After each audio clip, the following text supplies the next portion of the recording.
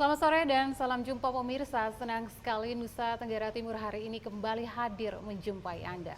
Ya, sejumlah informasi menarik dan teraktual dari wilayah di Nusa Tenggara Timur telah kami siapkan untuk Anda. Mengawali perjumpaan kita, berikut 2 cuplikan berita utama. Tujuan peringatan Hari Kanker Payudara Sedunia untuk mendidik, melibatkan, dan memberdayakan wanita yang telah didiagnosa menderita kanker payudara. Konsultasi Nasional atau KONAS kaum bapak ke-15 Persatuan Gereja Indonesia akan membahas sejumlah isu dan menggalang kontribusi kaum bapak dalam berbagai aspek.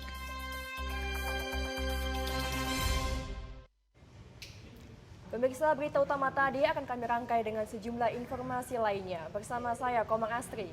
Dan saya Venido, inilah Nusa Tenggara Timur hari ini selengkapnya untuk Anda.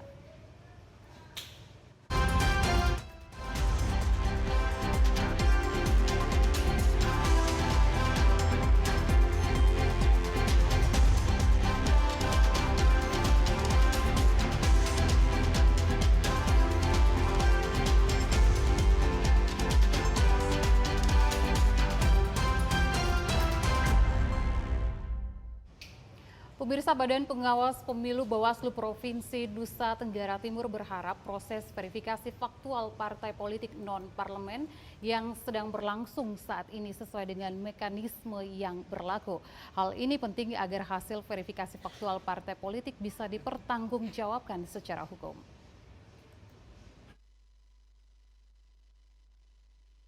Verifikasi faktual partai politik non-parlemen saat ini tengah berlangsung di Kabupaten Kota. Berdasarkan Peraturan KPU Nomor 4 Tahun 2022, verifikasi faktual meliputi verifikasi faktual kepengurusan parpol di tingkat kabupaten untuk membuktikan pemenuhan persyaratan. Kemudian kepengurusan partai politik calon peserta pemilu di tingkat kabupaten kota, domisili kantor tetap pada kepengurusan parpol tingkat kabupaten, dan verifikasi faktual keanggotaan parpol dilakukan untuk membuktikan kebenaran dan keabsahan keanggotaan parpol, paling sedikit 1.000 orang dari jumlah penduduk pada setiap kepengurusan parpol tingkat kabupaten kota. Proses verifikasi dilakukan melalui metode sampling untuk mendapatkan hasil verifikasi faktual yang lebih tepat.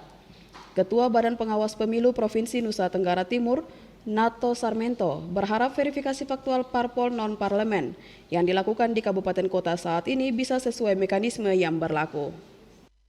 Informasi yang pasti bahwa kita berharap bahwa tahapan yang sementara berjalan ini, dalam hal ini tahapan verifikasi administrasi yang sudah berlalu maupun tahapan yang sementara berjalan yakni verifikasi faktual, kami berharap bahwa proses ini bisa dilakukan secara baik. Dalam hal ini KPU selaku penyelenggara teknis, saya yakin sekali bahwa KPU sangat mempedomani ketentuan-ketentuan normatif yang ada, karena memang terkait dengan proses yang sifatnya verifikasi maupun tahapan-tahapan lain, kita berharap bahwa pelaksanaannya itu sesuai dengan mekanisme tata cara dan prosedur.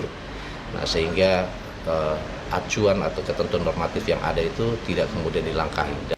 Proses verifikasi faktual yang dilakukan Komisi Pemilihan Umum Daerah di Kabupaten Kota sejauh ini dilakukan secara baik dan belum ada pelanggaran. Masyarakat diharapkan untuk berperan aktif karena keberhasilan pemilu tidak hanya menjadi tanggung jawab penyelenggara semata, tetapi menjadi tanggung jawab seluruh komponen masyarakat. Angel Ratu, Daniel Nama, TVRI NTT. Pemirsa, daftar pemilih sementara atau DPS Pemilu 2024 di Kabupaten Kupang saat ini berada pada angka 227.714 pemilih. Hal ini berdasarkan hasil pemuktahiran data pemilu dan penyusunan daftar pemilu oleh KPUD Kabupaten Kupang pada Oktober 2022 ini. Daftar pemutahiran data pemilih dan penyusunan daftar pemilih oleh Komisi Pemilihan Umum atau KPU mulai dijadwalkan sejak 14 Oktober 2022 sampai 21 Juni 2023 mendatang. KPUD Kupang juga telah melakukan sesuai jadwal yang telah ditetapkan. Ketua KPUD Kabupaten Kupang, Eliaser Lomirihi mengatakan, berdasarkan pemutahiran data pemilih di kabupaten hingga Oktober 2022, berjumlah 227.714 pemilih sementara di Kabupaten Kupang. Tentunya data ini merupakan data sementara sehingga akan terus diperbaharui. Sedangkan terkait dengan pengelolaan data pemilih berdasarkan regulasi yang ada pada bulan Oktober ini, KPUD Kabupaten Kupang akan mendapatkan dari Kementerian Dalam Negeri melalui Direktorat Jenderal Kependudukan dan Pencatatan Sipil daftar penduduk potensial pemilih pemilihan atau DP4. Kemudian KPUD Kabupaten Kupang akan melakukan sinkronisasi dengan daftar pemilih sementara yang ada. Dari sinkronisasi ini kemudian akan dilakukan pemetaan tempat pemungutan suara atau TPS. Adapun TPS yang ada di Kabupaten Kupang hingga saat ini berjumlah 919 TPS yang tersebar di 24 kecamatan dan 177 desa dan kelurahan di Kabupaten Kupang. Kendati demikian, jumlah TPS akan bertambah atau berkurang setelah dilakukan pemutakhiran data pemilih nanti oleh Panitia Pendataan Pemilih. Berlanjutan kita, sampai dengan hari ini kita memiliki pemilih kurang lebih 227.000 kalau tidak salah. Terkait dengan pengelolaan data pemilih kita, sesuai dengan regulasi kita bahwa di bulan Oktober ini kita akan mendapatkan yang namanya DP4, daftar pemilih potensial pemilu dari Kementerian Dalam Negeri. Kemudian kita sinkronisasi dengan DPB kita, lalu dilakukan pemetaan per TPS. Untuk jumlah TPS sekarang ini kita masih berada di kisaran 915 TPS.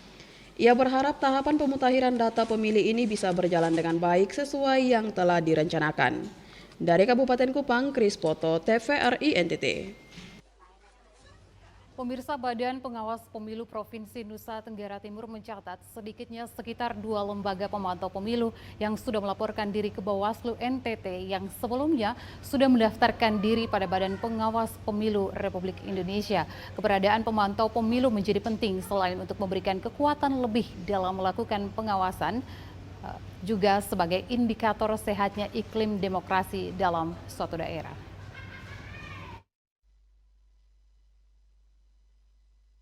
Ketua Badan Pengawas Pemilu Provinsi Nusa Tenggara Timur, Nato Sarmento, mengatakan secara nasional ada 22 pemantau pemilu. Sementara untuk Provinsi Nusa Tenggara Timur ada 2 lembaga yang sudah melaporkan ke Bawaslu NTT. Kedua lembaga pemantau pemilu itu masing-masing Korps Mahasiswa Hindu Dharma Indonesia, KMHDI, dan Pengurus Pusat Pemilih untuk Penyandang Disabilitas. Sementara persyaratan untuk menjadi pemantau pemilu adalah beradab hukum dan terdaftar pada pemerintah, bersifat independen, mempunyai sumber dana yang jelas dan terakreditasi di Badan Pengawas Pemilu RI. Peran pemantau pemilu sangat penting, yakni mendorong partisipasi masyarakat untuk melakukan pengawasan secara aktif setiap tahapan pemilu, sehingga dapat menghasilkan pemilu yang berkualitas. Pemantau pemilu itu kan sifatnya mereka mendaftarkan terpusat di Jakarta, dan kemudian di Jakarta itu kurang lebih sudah sekitar 22 pemantau pemilu. Jadi sifat di Bawaslu Provinsi itu kita hanya sifatnya itu menerima, jadi menerima saja berkas pendaftaran, di mana sifatnya pelaporan bahwa mereka sudah terdaftar di Bawaslu RI dan sifatnya mereka melaporkan diri saja.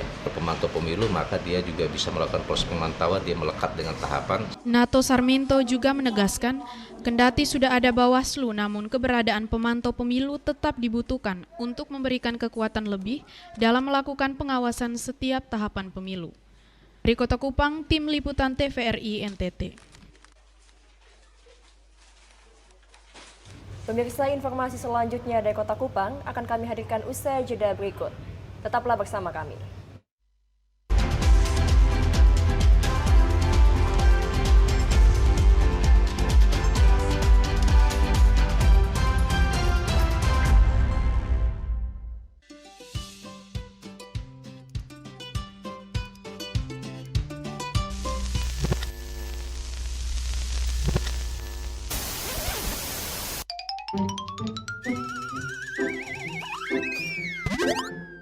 Halo Sobat Digital, aku Modi. Nggak asik kan nonton TV bersemut kayak gini?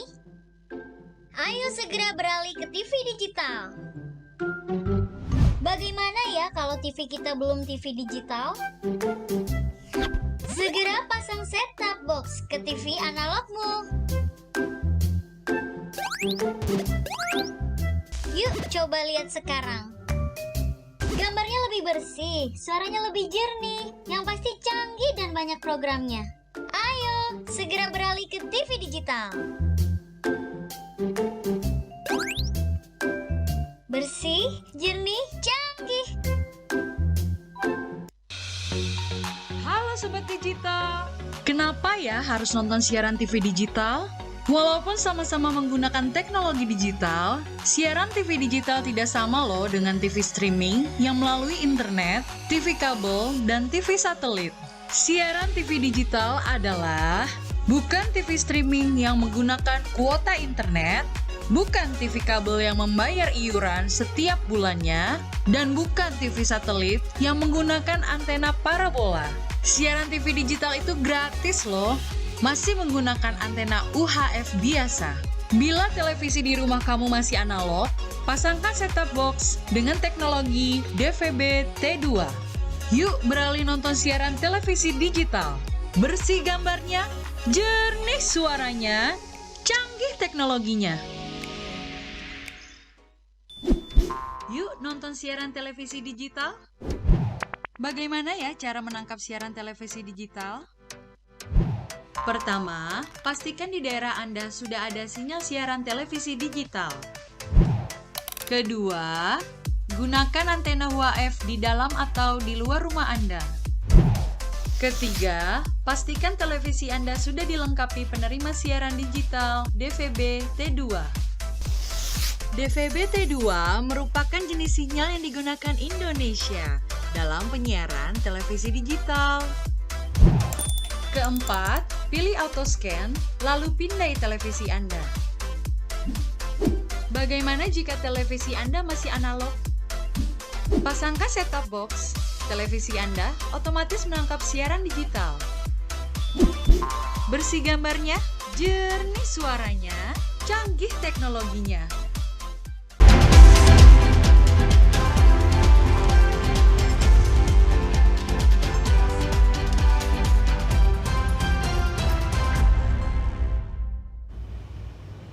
Terima kasih Anda masih bersama kami.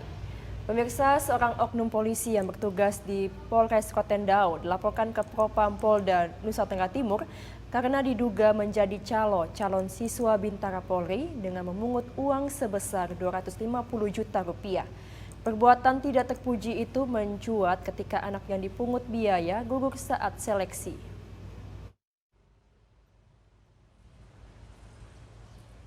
Junus Dami, warga desa Oebatu, Kabupaten Rotendao, didampingi kakak kandungnya, Melkianus Dami, melaporkan oknum anggota Polres Rotendao, Aibda Amsal Adoe, yang meminta uang sebesar 250 juta rupiah sebagai jaminan lulus anggota Bintara Polri pada tahun 2021 kemarin. Laporan tersebut telah diterima oleh Bidang Propam Polda NTT dengan laporan polisi nomor LP-10-HUK.12.10-2022 Yanduan tanggal 18 Oktober 2022. Kakak korban Melkianus Dami menjelaskan, ketika adiknya mendaftarkan diri sebagai calon Bintara Polri pada Polres Rotendao pada tahun 2021 lalu, oknum polisi Amsal Adoe menjanjikan untuk membantu korban lulus menjadi Bintara Polri dengan ketentuan membayar nominal 250 juta rupiah. Keluarga korban juga percaya dengan janji manis tersebut, sehingga mereka mengusahakan pinjaman dari bank dan koperasi dengan menjaminkan sertifikat dan surat berharga. Kakak korban kemudian menyerahkan uang sebanyak 225 juta rupiah kepada oknum polisi nakal itu di rumahnya. Pelaku kemudian menuliskan kwitansi dengan nominal 250 juta rupiah dengan ketentuan bahwa uang sisanya 25 juta rupiah ditukar dengan sebidang sawah seluas 1 hektar berisi padi yang siap untuk dipanen. Namun dalam perjalanan, korban gugur saat seleksi. Keluarga korban meminta kembali uang yang telah diberikan kepada pelaku.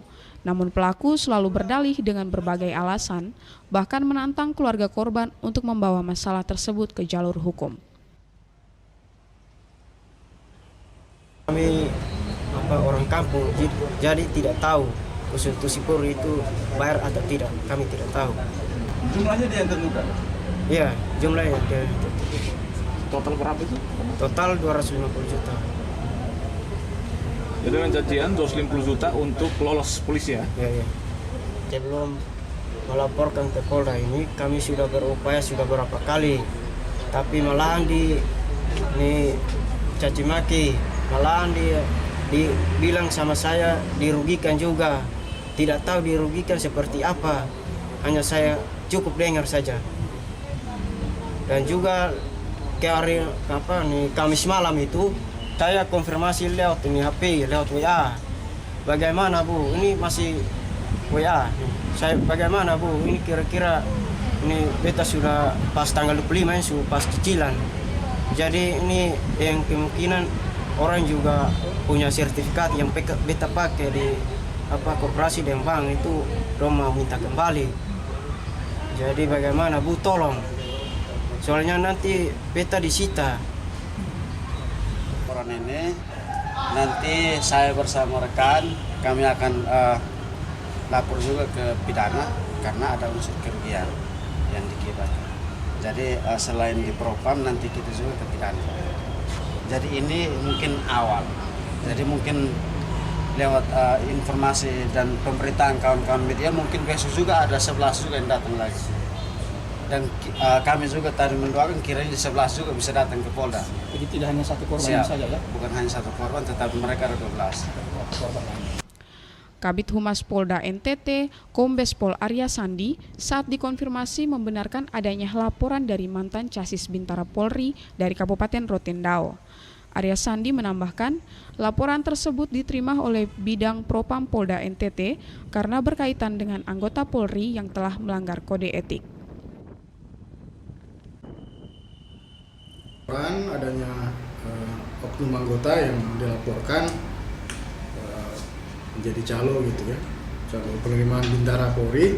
Kita sudah terima laporannya dan ditindaklanjuti oleh Bitpropam.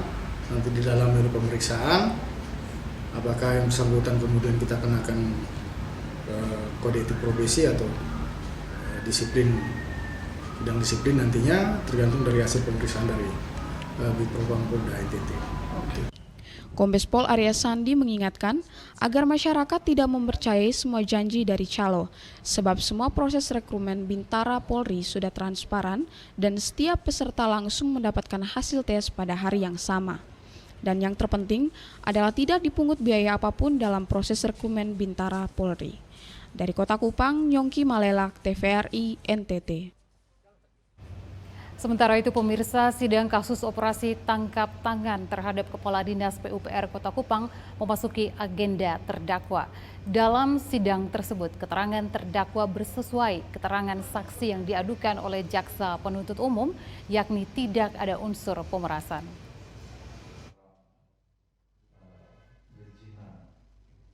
Terdakwa kasus OTT Hengki Ndapamerang saat memberikan keterangan di Pengadilan Tipikor Kupang menjelaskan bahwa selama ini pihaknya sering melakukan koordinasi ke kementerian terkait perizinan bangun gedung, namun tidak pernah meminta bantuan kepada siapapun. Namun sebelum terjadi OTT, Bobi Pitobi menawarkan kepada Kadis sebesar 15 juta rupiah melalui pesan WhatsApp. Hengki Ndapamerang kemudian meneruskan pesan tersebut kepada salah satu anggota REI NTT, Mano Tonalaya. Pihaknya juga menelpon Mano Tona dan memberitahukan bahwa perjalanan ke Jakarta dibatalkan hingga anggaran perjalanan dinas dicairkan. Namun pihak REI NTT terus memaksakan untuk mengantar uang ke kantor terdakwa. Selang 1 menit, jaksa langsung masuk dan melakukan OTT. Keterangan ini sesuai dengan keterangan Ketua REI NTT Bobi Pitobi saat bersaksi di pengadilan. Sesuai fakta persidangan, tidak ada unsur paksaan atau pemerasan dari terdakwa terhadap pemberi uang. Malah sebaliknya, yang menawarkan untuk memberi bantuan itu adalah Ketua REI NTT. Situasi sempat memanas saat Ketua Majelis Hakim Marcelina Charlotta Suek menghardik jaksa penuntut umum Salesius Guntur yang mencoba menggiring terdakwa untuk mengakui kalau pihaknya yang meminta uang kepada Ketua REI NTT. Kuasa umum terdakwa menilai jaksa terjebak dalam penerapan pasal, ini pasal pemerasan namun tidak terbukti, sedangkan pasal suap tetapi hanya ada penerima suap, sementara pemberi suap entah kemana. Dari keterangan saksi-saksi yang kemudian sama dengan keterangan terdakwa, segala inisiatif pemberian uang adalah dari Manutto Nalaya dan Bobi Pitobi alias Ri, bukan dari terdakwa. Terus kalau dikatakan bahwa itu karena diminta oleh terdakwa, fakta itu dari mana? Tidak ada fakta itu asumsi aja. Sepertinya dipaksakan untuk menggunakan pasal pemerasan, padahal ini tidak ada pasal pemerasan. Kedua, JPU sudah terjebak menggunakan pasal penyuapan, padahal penyuapan itu harus pemberi dan penerima sama-sama duduk sebagai terdakwa di sidang pengadilan, bukan hanya penerima saja. Jadi ini sebenarnya JPU terjebak sendiri dengan surat dakwaannya. Bahwa kalau menggunakan penyuapan, maka delik penyuapan dua pihak, pemberi dan penerima, harus sama-sama diproses. Apakah berkas pisah atau sama-sama diproses dalam satu berkas. Kuasa hukum menduga jaksa sengaja melindungi pihak pemberi uang dan memaksakan pasal pemerasan, padahal fakta persidangan menunjukkan bahwa kliennya ditawarkan bantuan oleh Ketua REI NTT, bukan memaksa Ketua REI NTT memberi uang. Dari Kota Kupang, Nyongki Malelak, TVRI NTT. Pemirsa, mahasiswa asal Keva Menanu yang tergabung dalam Gerakan Mahasiswa Malaka, GEMA, melakukan aksi damai di 3 titik mulai dari lapangan umum Betun, kantor DPRD Malaka, dan yang terakhir di kantor Bupati Malaka. Aksi damai yang dilakukan GEMA Keva Menanu di Kabupaten Malaka berjalan baik. Ada 8 tuntutan yang disampaikan kepada pemerintah daerah Kabupaten Malaka agar ditindaklanjuti, terutama pengerjaan rumah bantuan Seroja yang sementara dikerjakan. 8 tuntutan tersebut antara lain, pertama mendesak Bupati Malaka untuk segera merealisasikan swasembada pangan terutama beras Nona Malaka dan Fore Lakateu. Kedua, transparansi anggaran bantuan Badai Seroja. Ketiga, meminta Bupati segera mencopot Kepala Badan Penanggulangan Bencana Daerah atau BPBD Kabupaten Malaka. Keempat, meminta Bupati segera merevisi Perbud Pilkades Pasal 17 ayat 1 huruf N dan O dan ayat 2 huruf E dan I nomor 45 tahun 2022. Kelima, mendesak Bupati Malaka agar segera mengeluarkan kebijakan untuk membatasi insuben yang terindikasi korupsi. Keenam, mendesak Bupati Malaka agar membatalkan SK mutasi guru. Ketujuh, mendesak Bupati Malaka dan DPRD Malaka untuk segera mengumumkan progres persoalan swasembada pangan, bantuan Badai Seroja, mutasi guru dan Perbud Pilkades dalam kurun waktu 3 kali 24 jam. 8, apabila dalam waktu yang ditentukan tidak terselesaikan, GEMA akan melakukan aksi besar-besaran.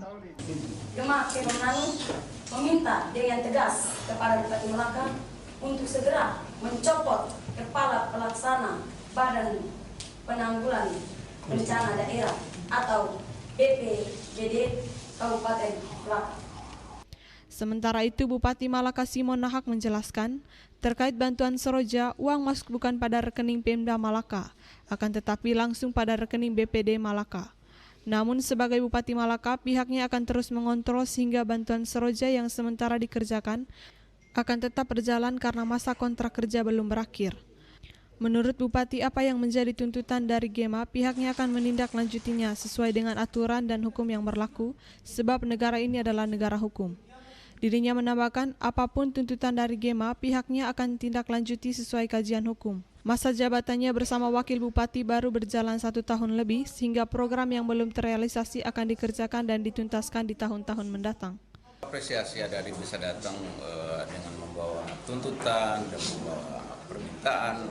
Ya, apa yang mereka sampaikan secara tertulis, saya akan segera disposisikan ke dinas terkait untuk ditindaklanjuti. Dari Malaka, Yosman Serang, TVRI NTT. Pemirsa, 19 Oktober 2022 diperingati sebagai Hari Kanker Payudara Sedunia. Peringatan ini dilakukan sebagai bentuk dedikasi untuk meningkatkan kesadaran tentang berbagai alternatif yang tersedia bagi wanita yang telah menjalani operasi payudara.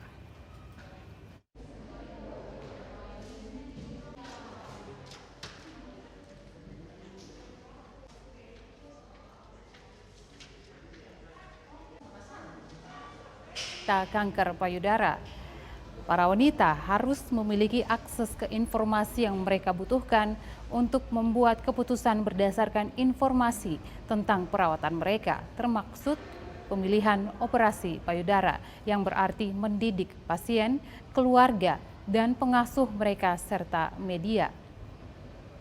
Untuk kanker payudara, deteksi dini sangat penting, terkhususnya bagi kaum wanita remaja yang wajib melakukan pemeriksaan dini kanker payudara guna mencegah terjadinya kanker payudara bagi wanita. Foniniti Rio Jogo, TVRI NTT. Pemirsa, kendati bantuan dan bantuan stimulan perbaikan rumah hanya sebesar 10 juta rupiah, tetapi seorang warga korban Seroja manfaatkan dana tersebut untuk membangun rumah baru.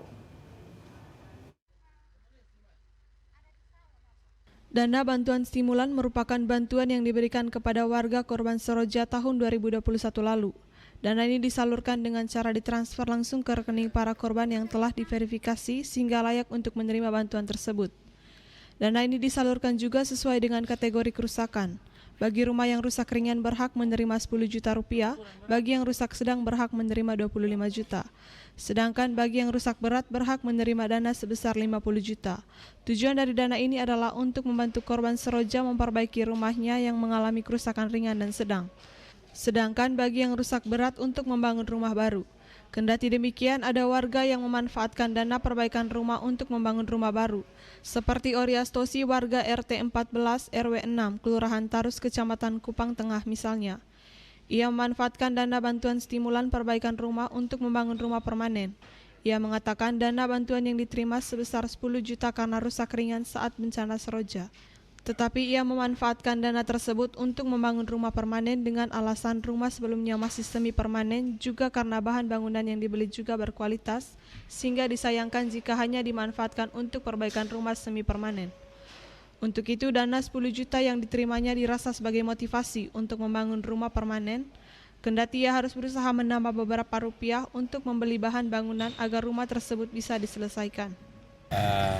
Kami dalam kategori rusak ringan dan kami dapat 10 juta. Setelah itu kami pakai 10 juta ini untuk belanja bahan. Dalam perjalanan kami sudah mengalami kekurangan, maka di situ kami berusaha untuk kami bisa tambah, untuk kami bisa belanja bahan. Ia berterima kasih kepada pemerintah yang telah memperhatikan dan merubah penderitaannya bersama keluarga saat Seroja hingga membantu dengan dana stimulan tersebut, sehingga ia bisa termotivasi untuk membangun rumah permanen dan layak huni. Dari Kabupaten Kupang, Kris Poto, TVRI NTT. Harga tomat dan lombok di pasar tradisional di Kota Kupang turun drastis.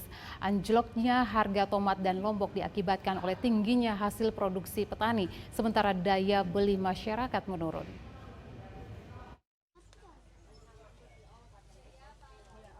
Harga cabai merah dan tomat di semua pasar tradisional di Kota Kupang mengalami penurunan yang cukup signifikan. Di pasar tradisional Oesapa misalnya, cabai merah biasanya dijual dengan harga Rp40.000 sampai Rp45.000 per kilogram, namun turun menjadi Rp20.000 per kilogram. Sedangkan harga tomat biasa dijual dengan harga Rp15.000 per kilogram, turun menjadi Rp7.000 per kilogram. Ramadan, salah satu pedagang tomat dan lombok, mengaku harga cabai merah dan tomat memang turun, tapi ia memprediksikan tidak akan bertahan lama untuk harga cabai dan akan kembali normal, sedangkan harga tomat masih belum pasti kapan stabil di pasaran. Lagi turun sedikit, belum bisa naik. Kalau lombok ya mungkin antara sumur naik, tapi sekarang masih agak dari bawah ini. Masih anjlok ya Pak? Karena orang kasih keton dari 18, makanya keton jual 20. Per kilo 20. Untuk lombok? Lombok. Kalau tomat berapa? Per kilo kami jual di sini 7.000. 7.000. Mungkin masih produksi mungkin masih agak banyak. Kurang berarti harganya meningkat ya. Kendati harga tomat dan lombok turun drastis, para pedagang mengaku tetap sepi pembeli. Mereka berharap perekonomian secepatnya pulih sehingga daya beli masyarakat meningkat dan para pedagang kecil bisa bangkit. Dari Kota Kupang, Nyongki Malelak, TVRI NTT. Pemirsa, bimbingan teknis guna meningkatkan kompetensi masyarakat, khususnya pengetahuan akan beternak dilaksanakan bagi masyarakat Kabupaten Kupang dengan menghadirkan pakar di bidang peternakan.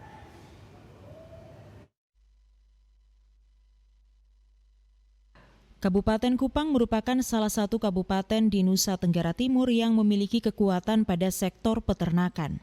Potensi ini perlu dibekali dengan sejumlah kompetensi, baik itu dari aspek sumber daya manusia, metode, dan manajemen peternakan yang baik. Untuk itu, bimbingan teknis yang ditujukan bagi masyarakat Kabupaten Kupang digelar dengan narasumber-narasumber yang memiliki kompetensi dalam bidang peternakan, serta salah satu anggota DPR RI Komisi 4 Ansi Lema yang selama ini terus memperjuangkan kepentingan masyarakat Nusa Tenggara Timur khususnya di bidang peternakan, pertanian, dan perikanan. Kepala Balai Besar Veteriner Denpasar, Dr. Hewan Iketut Wirata mengatakan potensi peternakan di Kabupaten Kupang khususnya dan Nusa Tenggara Timur pada umumnya harus terus ditingkatkan.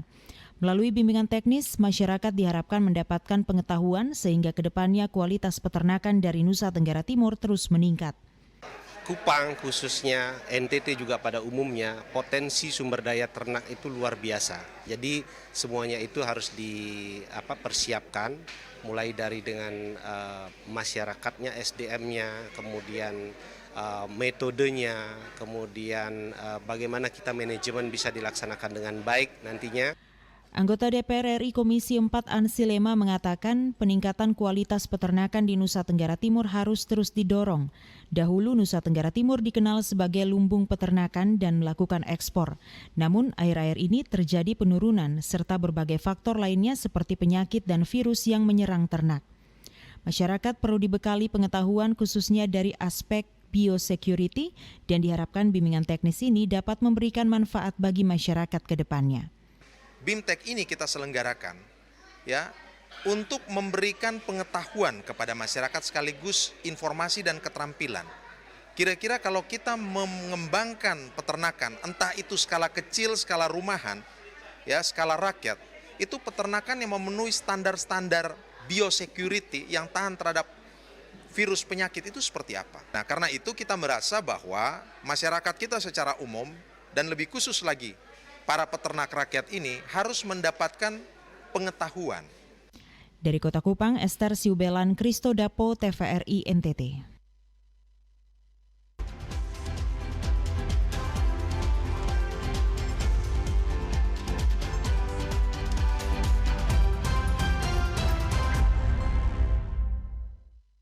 Ya pemirsa, sehubungan dengan Nusa Tenggara Timur menjadi tuan dan nyonya rumah untuk dua perhelatan akbar berskala nasional, yakni Forum Komunikasi Pria Kaum Bapak Persekutuan Gereja-Gereja di Indonesia tanggal 19 sampai 23 Oktober 2022 dan Pesta Paduan Suara Gerejani Pesparani tingkat nasional kedua tahun 2022.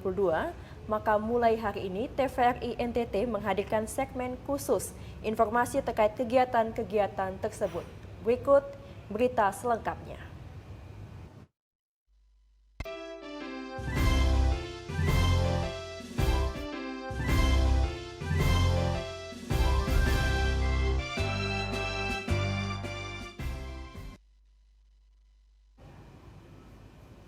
Ya pemirsa, konsultasi nasional atau KONAS Kaum Bapak ke-15 Kesatuan Gereja Indonesia yang dibuka tanggal 22 Oktober 2022 nanti akan membahas sejumlah isu dan menggalang kontribusi kaum bapak dalam berbagai hal.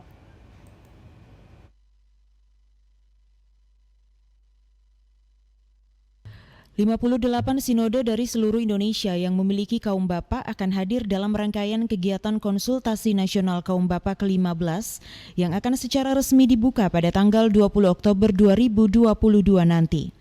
Sebelum pembukaan, sejumlah kegiatan telah dilaksanakan, baik itu event olahraga maupun olah nalar melalui catur.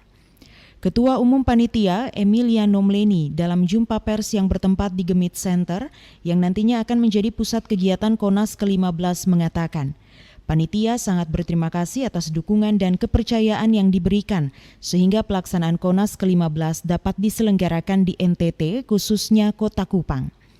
Melalui konsultasi nasional yang menghadirkan sejumlah pembicara-pembicara hebat, baik itu dari Direktur Utama Bank BNI, Menteri Hukum dan HAM, Lemhanas, dan lainnya, dapat memberi stimulus bagi kaum bapak untuk bergerak, berkembang, dan memberi dampak bagi masyarakat luas pada umumnya. Berbagai isu akan dibahas, baik itu politik, ekonomi, ketahanan pangan, dan pendidikan Kristen. Akan didiskusikan tidak hanya di Gemit Center sebagai pusat pelaksanaan acara, namun juga di 5 gereja yang ada di Kota Kupang. Banyak isu yang akan disampaikan dalam study meeting itu yang menyangkut ekonomi, menyangkut keberagaman atau kebinekaan, merawat kebinekaan. Itu kami berharap Pak Yewangoya yang akan hadir, dan juga ada tentang ketahanan pangan, ada pertanian, ada politik juga, akan ada omong-omong bahkan Bapak punya tanggung jawab itu. Selanjutnya akan lanjut pada business meeting. Business meeting itu yang internal dari kaum Bapak, itu akan ada beberapa komisi yang akan membahas isu-isu yang ada baik di tingkat nasional, tapi tentu juga ada bagian dari isu lokal ya, tentang mungkin pendidikan Gemit, pendidikan Kristen dan yang lain-lain, dan itu akan terbagi dalam 5 komisi. Salah satunya bahwa ada tamu yang begitu banyak yang datang ke Kota Kupang dan akan memberikan cerita yang baik kepada tempatnya mereka masing-masing, bahwa oh ternyata di NTT, di Kota Kupang itu ada tempat yang sangat luar biasa.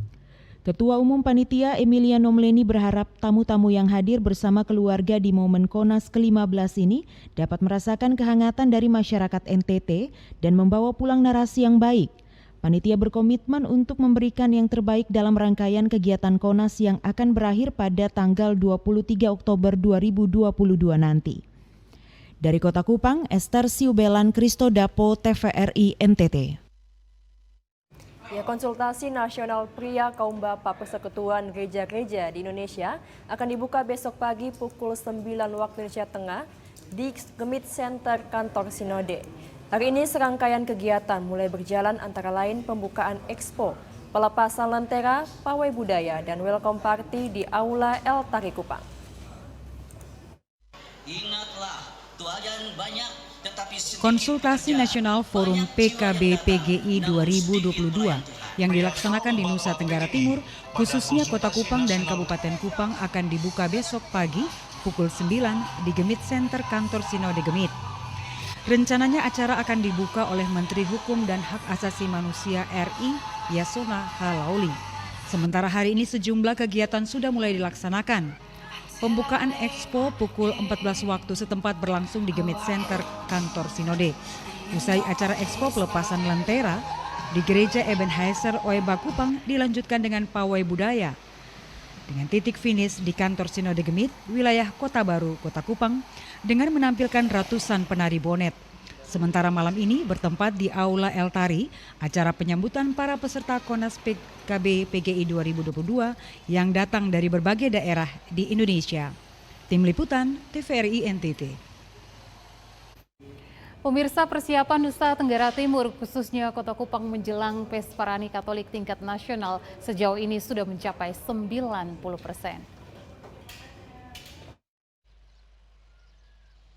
Ketua Umum Pesparani Nasional Haji Jamaluddin Ahmad kepada TVRI memastikan sejauh ini sejumlah aspek penting telah disiapkan antara lain seperti venue kegiatan serta pengisi acara. Ia menambahkan tempat penginapan para kontingen juga sudah disiapkan di beberapa hotel di Kota Kupang. Untuk acara pembukaan dan penutupan Pesparani ini rencananya akan dibuka langsung oleh Presiden Joko Widodo dan ditutup oleh Wakil Presiden Ma'ruf Amin. Adapun kegiatan lain saat perlombaan berlangsung, sejumlah UMKM akan turut ambil bagian dalam rangkaian acara tersebut. Kemenparekraf menyiapkan sedikit 50 booth dan saat ini sudah ada pada tahap finishing. Kepanitiaan Pesparani terdiri atas unsur Kementerian Agama, Lembaga Pendiri dan Pengembangan Pesparani Katolik Nasional, dan tokoh-tokoh penting lainnya. Ia juga menambahkan dampak ekonomi bagi masyarakat di NTT dari kegiatan ini, yakni memberikan kesempatan untuk UMKM lokal untuk dapat memperkenalkan sekaligus memasarkan produk masing-masing. Ia berharap dukungan doa dan partisipasi dari seluruh masyarakat NTT agar acara dapat berjalan dengan lancar serta cuaca pun turut mendukung. Makna dari kehadiran ribuan orang ya dalam satu wilayah, dalam satu event akbar seperti ini tentu berimplikasi kepada multiplier efek ya secara ekonomi. Karena kita tahu bahwa banyak orang datang dan kita juga akan menyiapkan semacam pameran, ada kuliner, ada UMKM di situ pasti ada terjadi transaksi jual beli dan tentu kekhususan daerah itu menjadi primadona. Misalnya mereka akan juga hadir ingin menikmati orang Kupang bilang sei babi itu gimana ya. Itu sekarang sudah menyebar ya informasi itu secara nasional. Dari Kota Kupang, Simon Padang, Adi Mataratu, TVRI NTT.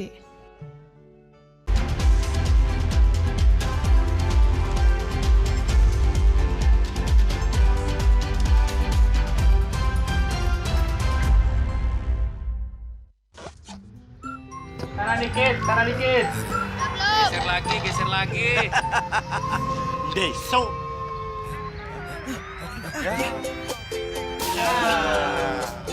Besok. Ya. Besok.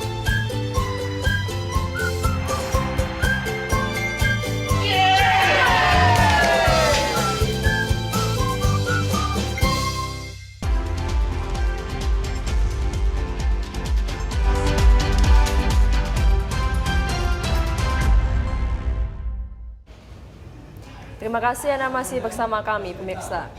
Pemirsa menyambut event berskala nasional Pesparani kedua tahun 2022 di Kota Kupang, Nusa Tenggara Timur. Kesiapan hotel di Kota Kupang sudah mencapai 100% untuk menyambut kedatangan para kontingen Pesparani dari berbagai provinsi di Indonesia.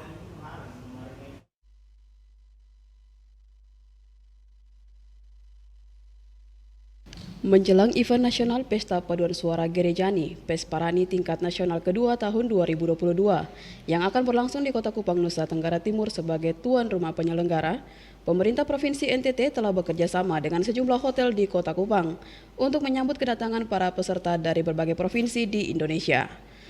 Salah satu hotel di Kota Kupang yang telah di-booking oleh pemerintah Provinsi NTT sebagai tempat menginap bagi para peserta Pesparani selama berada di Kota Kupang, yakni Neo Hotel by Aston. Menurut General Manager Neo Eltari Kupang, Junaidi, sejak 2 minggu lalu Dinas Pariwisata NTT telah membooking 65 kamar untuk kontingen dari Bali, Maluku, dan Nusa Tenggara Timur sendiri. Sejauh ini kesiapan Hotel Neo telah 100% untuk menyambut kedatangan para peserta Pesparani, baik dari kesiapan kamar, umbul-umbul kegiatan, dan welcome banner serta makanan yang akan diantar ke tempat kegiatan. Selama keberadaan para kontingen di Kota Kupang, pihak hotel juga akan membuat galeri mini di lobi yang akan memamerkan berbagai produk lokal Nusa Tenggara Timur, serta mempromosikannya dengan disajikan sebagai menu sarapan dan disediakan di masing-masing kamar. Untuk event nasional Pesparani tahun 2022 ya, kita kontingennya itu dari Maluku, kemudian Pemprov NTT sendiri sama Bali ya. Kesiapan kita itu sudah 100% tentunya ya, mulai dari persiapan kamar, kemudian buat umbul-umbul di depan hotel, kemudian welcome bannernya juga, dan pengantaran makanannya ke venue, ke tempat acara nanti ya, seperti itu. Para kontingen Pesparani yang akan menginap di Hotel Neo rencananya akan tiba pada tanggal 26 Oktober dan menginap hingga tanggal 2 November 2022. Pihak manajemen Hotel Neo sangat menyambut baik adanya kegiatan berskala nasional di Kota Kupang yang tentunya akan membawa dampak peningkatan jumlah tamu menginap di hotel. Pihak hotel juga berharap setiap rangkaian kegiatan dapat berjalan dengan baik dan lancar hingga selesai. Ivani Olang, Rio Jogo, TVRI NTT. Sementara itu pemirsa, pekan depan perhelatan Pesta Paduan Suara Gerejani atau Pesparani tingkat nasional tahun 2022 akan digelar di Kota Kupang. Pesparani tingkat nasional dengan tema Membangun Persaudaraan Sejati untuk Indonesia Maju akan dilaksanakan pada 28 hingga 31 Oktober 2022 nanti. Pesparani sebagai momen pertemuan terbesar umat Katolik se-Indonesia secara nasional akan digelar di Nusa Tenggara Timur, khususnya Kota Kupang. Kurang lebih 3.000 peserta dan ofisial dari 34 provinsi akan hadir dan berpartisipasi. Bagaimana tanggapan warga Kota Kupang terkait pelaksanaan Pesparani? Berikut liputannya.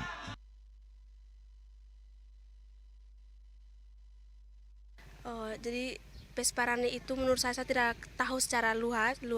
Jadi saya cuman mengikuti, tapi kalau untuk berpartisipasi secara langsung dalam kegiatan Pesparani belum. Jadi Pesparani itu kegiatan untuk khususnya Katolik punya yang dilaksanakan di Unika. Kalau soal Pesparani saya pernah dengar itu, Kak. Itu pesta paduan suara gereja nih, kalau tidak salah. Pernah, Kak, di sini terakhir tuh 2 bulan lalu, Kak.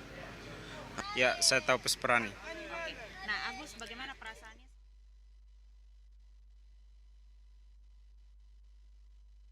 Tentunya jadi mahasiswa di sini pastinya sangat senang dan bangga karena dari berbagai wilayah kabupaten bisa hadir semua di dalam kampus Unika, terkhususnya di Aula Immaculata.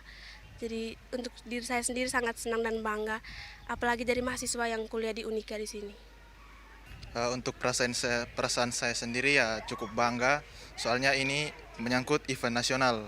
Dari provinsi lain juga datang ke NTT, dengan seperti ini kita bisa mengenalkan budaya NTT ke provinsi lain, terutama ke Indonesia.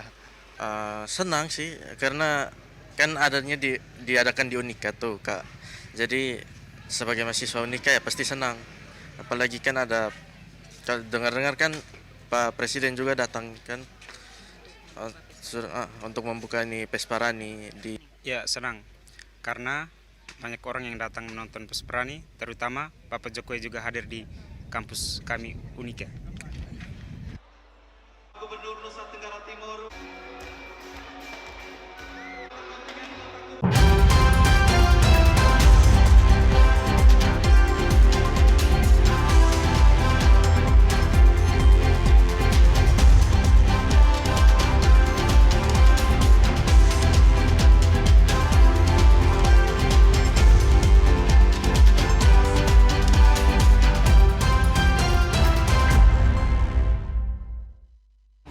Pemirsa, informasi tadi sekaligus mengakhiri perjumpaan kita. Tak lupa kami juga mengajak Anda untuk tetap mentaati protokol kesehatan guna mencegah COVID-19. Mari beralih ke TV digital untuk kualitas yang lebih baik. Untuk saksikan Nusa Tenggara Timur hari ini yang menyajikan informasi secara santun, lugas, dan berimbang. Hanya di TVRI NTT Media Pemersatu Bangsa. Kata saya Komang Astri. Dan saya Fenido mewakili seluruh kerabat kerja mengucapkan terima kasih dan sampai jumpa.